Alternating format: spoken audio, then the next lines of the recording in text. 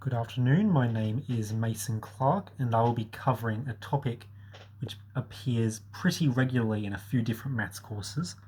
That is counting, specifically the form of counting where you have some kind of bag with n objects inside, or just, call them letters or something, and you take out r objects and list off what you saw. You can either put the objects back into the bag or you can, not. And you can either care about the actual order or you cannot. And this leads to 4 possible cases or types of counting that we're interested in, with or without replacement, and with or without order. In the interests of time, I will be ignoring the without order and with replacement because it takes a little while to explain. And we'll start off by trying to figure out formulas for the total number of lists that we can have if we're picking out R objects from a total of n objects in each of these 3 cases. And we'll look first at the simplest one, and we'll start off by saying, okay, we pick out, say, 1 object, and the question is, how many different choices do we have for that first object? And the answer is, of course, n. We do it again, and this time, because we are putting the object back into the bag, it means that when we take out our second object, we once again have n choices. This will be true for the third, and so on, for all r choices, to give us a total of n to the power of r. Because we also care about order, that means that, for example, ABC and CBA will be different lists. They won't be equivalent, which means that we do consider them to be separate. And we don't need to do anything to this formula. So this is just the total number that we want. We can now move on to the second case, without replacement this time, but still caring about order.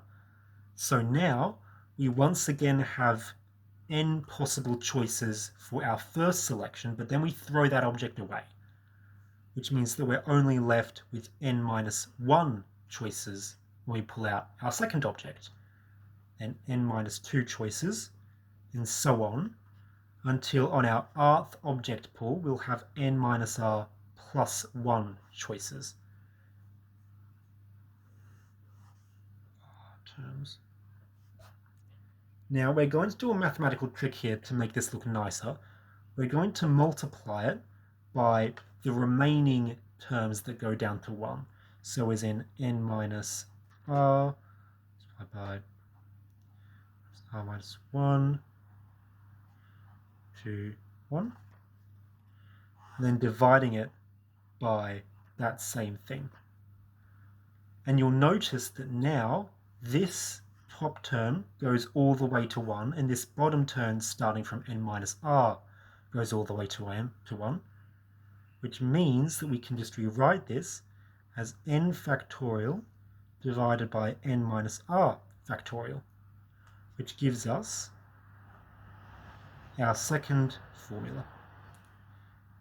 Now we can consider our third case. This time we are not replacing our objects, and we also no longer care about our order, which means that we can consider this, but now the problem is that this overcounts. So for example, suppose I pull out the objects A, B, and C. The question is, how many different lists can I make with these 3 objects?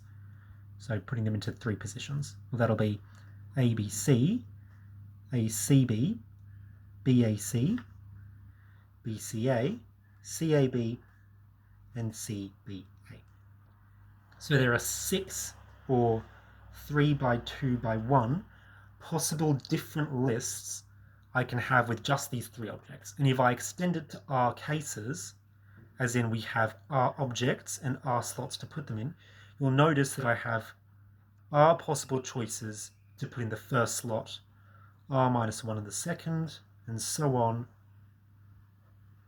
Or in other words, I have R factorial possible lists which I can make with R objects, which means that I'm overcounting every single possible list or possible order of number of lists for R objects or R specific objects, which means that I can just divide this formula by R factorial,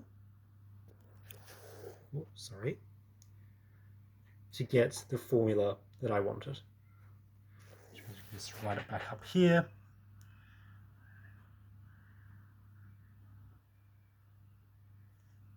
To get our final formula.